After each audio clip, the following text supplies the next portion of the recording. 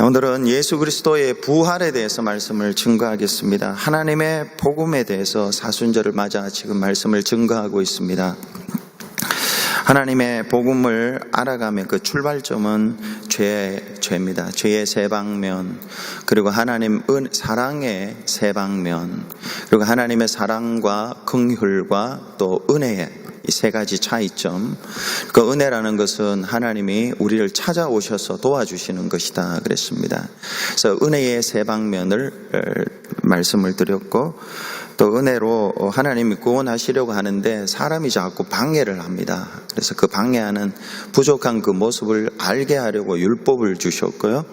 그 율법을 통해서 하나님이 은혜로 예수 그리스도를 통해서 구원해 주시는데, 그것은 철저하게 의로운 방법으로 구원해 주셨다.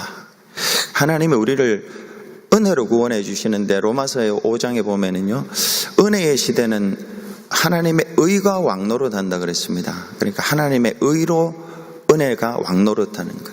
의가 있어야지 은혜로 왕노릇하게 되는, 은혜로 구원을 받습니다. 그리고 어제하고 아래 이틀 동안에 그 은혜로 구원해 주시는 그 핵심이 예수 그리스도의 구속과 대속, 그에 대해서 매우 중요한 말씀을 어제하고 아래하고 나눴습니다. 구속이라는 것은 하나님의 공의를 만족시키는 주는 것이고, 대속은 우리를 만족시켜 주는 것입니다. 이게 하나님이 우리에게 주신 은혜입니다. 구속, 우리가 무엇이고 한데 하나님이 사람이 되시고, 사람이신 예수님이 율법을 다 이루시고 십자가에 달려 죽으시고, 그리고 많은 사람들 가운데 우리만 택해가지고 구원해 주신, 이게 구속과 대속의 은혜입니다. 근데 여기서 또 한 가지 질문은요, 하나님이 예수님이 구속과 대속의 은혜, 대속은 내려놓고요, 대속을 지금 더 잘 이해하기 위해서 지금 구속에 대한 말씀을 드리는데, 그 구속의 은혜를 예수님이 구속하셨어요. 십자가에 달려 죽으셨습니다. 이걸 하나님이 받으셨다는 것을 우리가 어떻게 아느냐 하는 것입니다.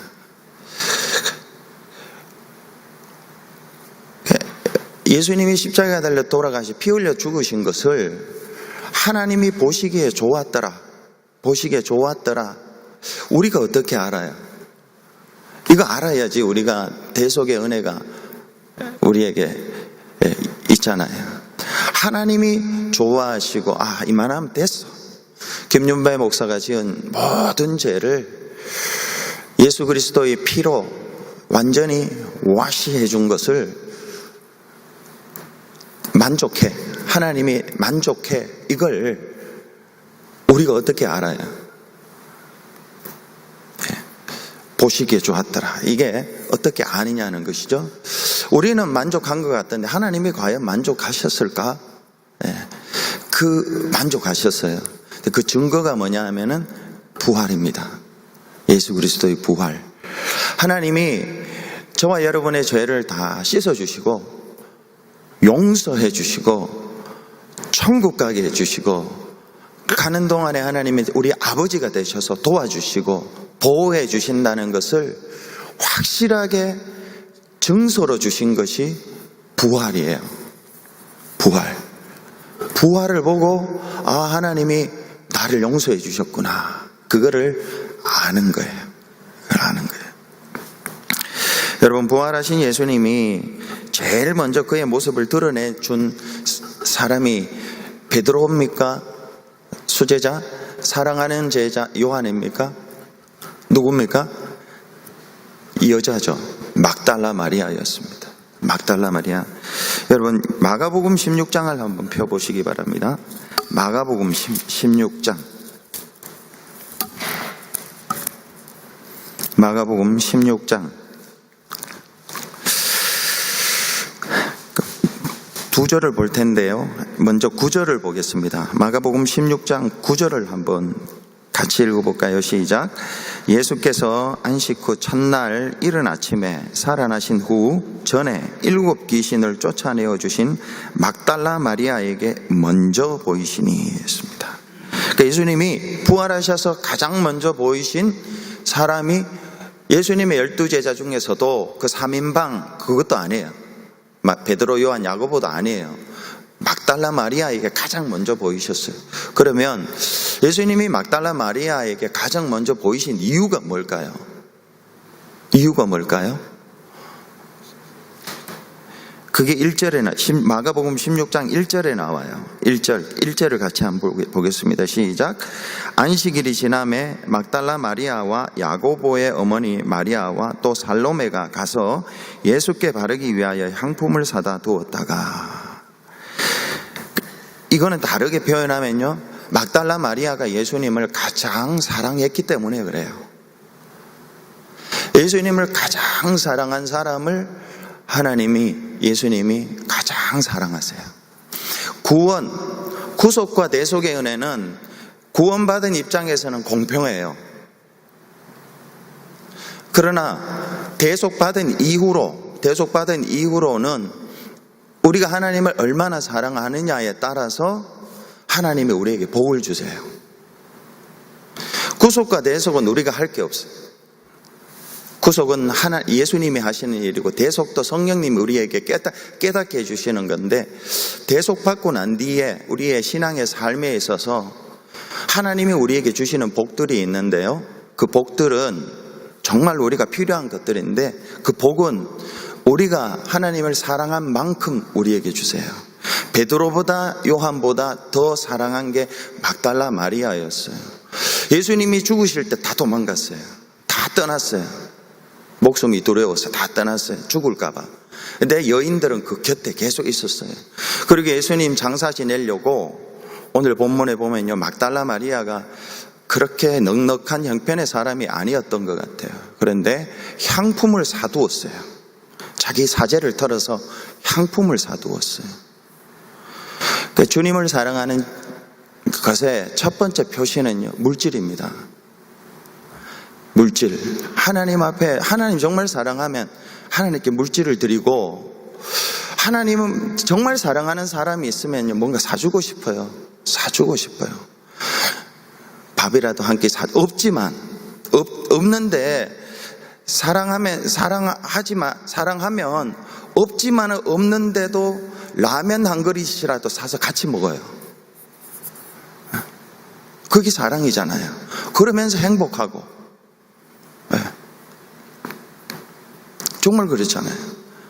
막달라 마리아가 7 귀신 들려서 죽다가 살았는데 그게 얼마나 그에게 큰 은혜, 사랑이었는지 이거 막달라 마리아는 알고 사제 다 털어가지고 아마 이거 샀던 것 같아요.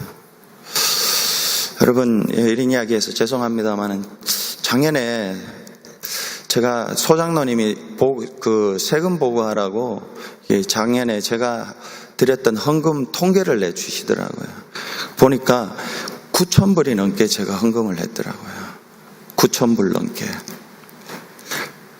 제가 교회에서 받는 캐시가 빤합니다. 9,000불이 넘으면 한 달에 11호 나누면 한 달에 얼마를 하는 거죠. 저는 좋아요. 하나님 앞에 드리는 게. 근데 소장로님이 그걸 주시면서 저한테 목사님 어떻게 삽니까? 이렇게 말씀하셨어요. 근데 작년에 저는요, 언젠가 한번 성도님들에게 고백했지만은 저는 없는 게 2가지가 있어요. 돈이 없어요. 근데 부족함도 없어요. 부족한 게 없습니다. 작년에 제가 집도 샀잖아요. 없는데도 집도 사고 하나님께 드렸더니 드린 게 아까운 게 아니에요. 저는 너무 좋아요. 하나님 앞에 헌금하는 게. 하나님이 잘해주셨어요. 너무너무 잘해주셨어요. 그리고 성도들을 통해서 너무 잘 먹어가 지금 살을 빼야 될 지경이에요. 그 정도로 하나님을 사랑하는 것은 여러분 물질입니다. 물질. 없어도 넉넉하게 살고 있고요. 살 수 있고요. 있어도 항상 쪼달려 사는 게. 근데 그거는 내가 하나님께 얼마나 관계를 맺고 사느냐에 따라서 거기에 달려 있습니다. 오늘 본문에 보면은 이 막달라 마리아가 예수님 사랑해가지고 2번째로 나타난 게 시간을 드렸습니다. 시간. 이른 새벽에 이른 새벽에 주님 앞에 나와서 향품을 발라드리려고. 본문에 2절을 보면요, 마가복음 16장 2절에서 안식 후 첫날 매우 일찍이 해도 들 때에 그 무덤으로 가며, 일찍이 했습니다. 첫 시간을 새벽기도 나오라는 말로 들릴 수도 있고 안 들릴 수도 있고 어쨌든 간에 하나님 앞에 시간을 들인 만큼 하나님이 복을 주세요. 이런 설명을 저는 잘 합니다. 하나님이 포크레인 손이, 하나님 포크레인이네. 한번 떠버리면 끝나는 거예요. 근데 우리가 하루 종일 일해도 포크레인 한 번은 가지고도 안 돼요. 안 돼요. 근데 우리가 하나님 앞에 시간의 11조를 드리고 물질의 11조를 드리면요, 할 수 없는 것들을 하나님이 우리에게 주세요. 저는 제 발걸음, 제 인생이 전체가 그래요. 전체가 그래요. 네. 아시잖아요. 저는 부모님이 안 계시고 혼자 살았다라는 거. 네. 근데 하나님이 너무너무 잘해 주셨어요. 물론 하나님의 첫 번째 은혜고, 두 번째는 하나님이 너무 좋고 교회가 좋아요. 하나님 앞에 디보션 하는, 커밋먼트를 하는 거죠. 네. 없어서 할 수 있는 게 저는 복인 것 같아요. 제가 뭐 붙들 수 있는 게 아무것도 없어가지고 하나님께 커밋먼트를 할 수 있다는 게, 이게 저는 복인 것 같아요. 여러분, 주님을 사랑하는 자가 주님의 사랑을 받습니다. 나를 사랑하는 자들이 나의 사랑을 입으며 나를 간절히 찾는 자가 나를 만날 것이라 했습니다. 주님을 사랑하기 위해서는요, 주님의 사랑을 알아야 됩니다. 주님의 사랑을 알아야지 주님을 찾죠. 그래서 여러분, 이번 사순절을 좀, 물론 하나님이 저에게 그런 마음을 주셨는지 모르겠어요. 그래서 감사해요. 저는 갈수록 narrow down to Jesus Christ, 이렇게 하나님께 집중할 수 있게, focus on 예수 그리스도, 집중할 수 있는 게 얼마나 감사한지 모르겠어요. 환경도 그대로예요. 사람도 그대로예요. 제 능력도 그대로예요. 아무것도 변하는 게 없어요. 그렇지만 내 안에 이 딱딱한 껍질을 뚫고, 하나님의 은혜로 깊이 들어가는, 이게 얼마나 큰 은혜인지 모르겠어요. 사순절 이 40일 동안 저는 저와 함께 우리 여기 새벽과 저녁에 나오는 성도님들이 다만 이만큼이라도 같이 그 깊이 있는 하나님의 은혜의 바다로 깊이 들어가면 참 좋겠다는 생각을 하는데요. 근데 저는 저대로 갈 거예요. 저는 제대로 하나님의 은혜의 바다로 깊이 노조 들어가고, 여러분대로 가시고 해서 이렇게 소수의 무리들이 모여가지고 하나님께 예배하고 서로 사랑하고, 남들이 알지 못하는 어떤 다른 디멘션이, 스피리추얼 디멘션이 있어야지 살아갈 수 있을 것 같아요. 근데 저는 이번에 좀 그러고 싶어요. 그러고 싶고 그러려고 그러고. 근데 이 주님의 사랑을 깊이 깨닫고 주님을 깊이 더 사랑하고, 남이 알지 못하는 평안이 있고 만족이 있고 기쁨이 있고, 그런 것들이 있어서 하나님을 사랑하는 그런 것. 시편 91편 14절에 하나님이 가라사대 저가 나를 사랑한즉 내가 저를 건지리라, 저가 내 이름을 안즉 내가 저를 높이리라 했습니다. 막달라 마리아와 같은 은혜가 저와 여러분에게 주어지기 위하여 이번 사순절을 사용할 수 있으면 참 좋겠습니다. 여러분, 부활이 무엇인가 할 때요, 부활은 십자가 사건이 하나님께 기쁘게 받아들여졌다는 증서입니다. 십자가 사건이. 여기 전부 저는 뭐 직장 생활을 정식으로 한 번도 안 해봤습니다만은 중학교 때부터 신학대학원 가기 전까지 대학교 마칠 때까지 한 번도 제 손에서 아르바이트 떨어진 적이 없습니다. 계속 일하면서 공부를 했습니다. 근데 직장 생활을 해본 거죠. 상사가 있고 해본 거죠. 근데 부하 직원이 어떤 목표를 세우고 그것을 어떻게 이룰지 그 프로세스 과정 방법들을 다 기획을 아는 저에서 사장에게 이렇게 보이면 사장이 보고 오케이 사인 내잖아요. 오케이 사인 내잖아요. 근데 그 오케이가 바로 하나님의 부활이에요. 예수 그리스도께서 저와 여러분의 죄를 대속하시기 위하여 죽으셨어요. 죽고 하나님 앞에 갔어요. 하나님이 네가 한 거 만족한다. 오케이. 이게 예수 그리스도의 구속 사건입니다. 구속 사건. 여러분, 저와 여러분이 하나님 앞에서 지은 죄들을 다 용서받고 나이가 들수록 과거에 지은 죄들이 많이 생각나잖아요. 내 인생을 이렇게 살았는게 후회가 되잖아요. 이 귀한 인생을 왜 이렇게 살았는지 후회가 되잖아요. 돈보다 더 귀한 게 이 시간들인데 시간을 이렇게 보낸 것에 대한 후회가 너무 심하죠. 그 죄 지은 것에 대한 용서를 우리가 어떻게 압니까? 하나님이 저와 여러분을 용서하셨어요. 용서하셨는데 어떻게 알아요? 부활을 통해서 하는 부활. 내가 너를 용서한다. 예수 그리스도를 보고 너를 용서한다는 그 서티피킷, 그 증서가 부활이에요. 부활. 한 가지만 예 들고 말씀을 마치겠습니다. 어떤 A라는 사람이 B에게 돈을 10,000불을 빌렸습니다.